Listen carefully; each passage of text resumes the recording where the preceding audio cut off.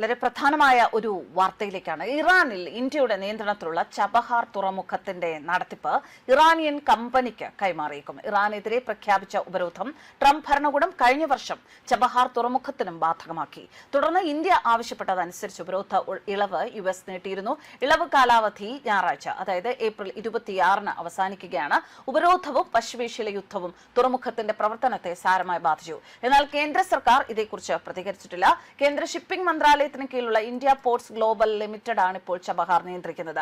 Chabahar തുറമുഖ കമ്പനിയിൽ IPGL-നുള്ള ഓഹരികൾ തൽക്കാലം ഒരു ഇറാനിയൻ കമ്പനിക്ക് കൈമാറാനാണ് പദ്ധതി. വിദേശ വ്യാപാര രംഗത്ത് ഇന്ത്യക്ക് ഏറെ നിർണായകമായ തുറമുഖം എന്നതാണ് ചബഹാറിന്റെ പ്രാധാന്യം കൂട്ടുന്നത്.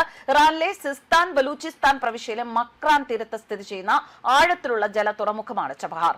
ഒമാൻ ഉൾക്കടലിനോട് ചേർന്ന് ഹോർമൂസ് കടലിടുക്കിന്റെ മുഖത്താണ് ഇത്. ഇന്ത്യൻ മഹാസമുദ്രത്തിലേക്ക് നേരിട്ട് പ്രവേശനമുള്ള ഒരേ ഒരു ഇറാനിയൻ തുറമുഖമാണിത്.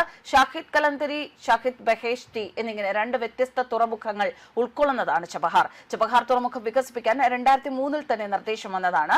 ഇന്ത്യൻ ചരക്കുകൾക്ക് അഫ്ഗാനിസ്ഥാനിലേക്കും മധ്യേഷ്യൻ രാജ്യങ്ങളിലേക്കും എത്തിച്ചേരാനുള്ള ഒരു ഇടനാഴിയാണ് ചബഹാർ. പാകിസ്ഥാനെ മറികടന്നുകൊണ്ട് international north south transport corridor എന്ന ഒരു ബൃഹത് പദ്ധതിയുടെ ഭാഗമാണ് ചബഹാർ.